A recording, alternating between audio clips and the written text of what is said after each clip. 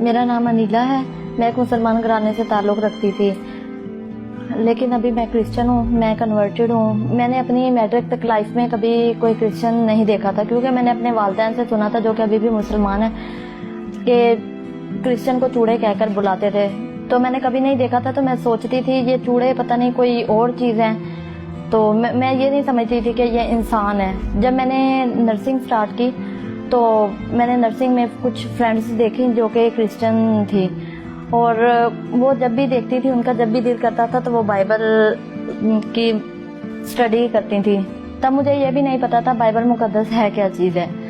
تو بس جب میں نے دیکھا کہ وہ دیکھتی ہیں، اٹھاتی ہیں اپنی بک، لیتی ہیں اور دعا کرتی ہیں، تو میرا انٹرسٹ ہوا کہ یہ میں نے سنا تھا کہ یہ کرسچن ہے، چوڑے ہیں، یہ کیا پڑھتی ہیں. تو میں دیکھتی ہوں کہ یہ کیا چیز ہے.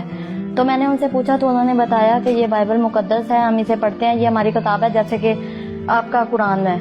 تو میں نے اسے کہا ٹھیک ہے. وہ میری روم میٹ بھی تھی.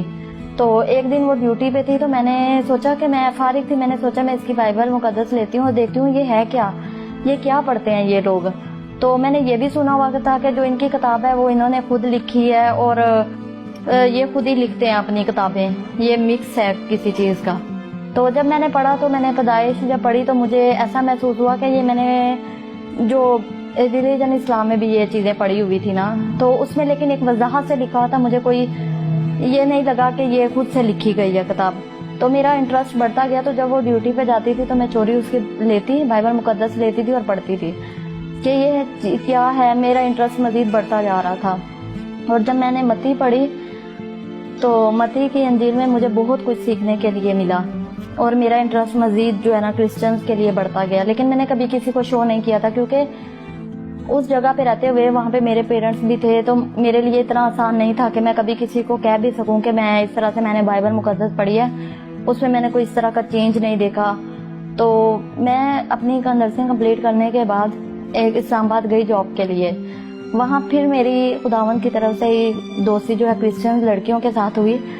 تو ایک دن میری ایک فرینڈ تھی، ان کے ساتھ میں چرچ گئی.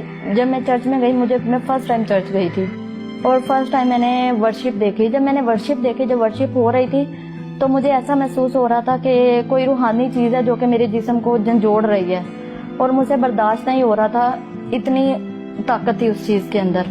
تو جب ورشپ ہو رہی تھی تو مجھے بہت اچھا محسوس ہوا، اور میں نے بہت زیادہ فریڈم دیکھی، کیونکہ ریلیجن اسلام میں بالکل بھی فریڈم نہیں تھی. ہم کسی سے بات نہیں کر سکتے تھے، ہم مسجد میں نماز پڑھنے نہیں جا سکتے تھے، ہم کسی مرد کے ساتھ بیٹھ کر کوئی اپنی عبادت نہیں کر سکتے تھے.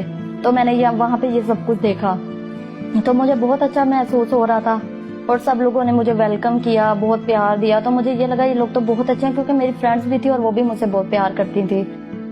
تو جب میں واپس آئی 2-3 دن کے بعد، میں نے اپنی فرینڈ سے کہا کہ میں دوبارہ آپ کے ساتھ جاؤں گی. تو میں نیکسٹ پھر اس کے ساتھ گئی، اور مجھے پھر ویسا ہی محسوس ہوا.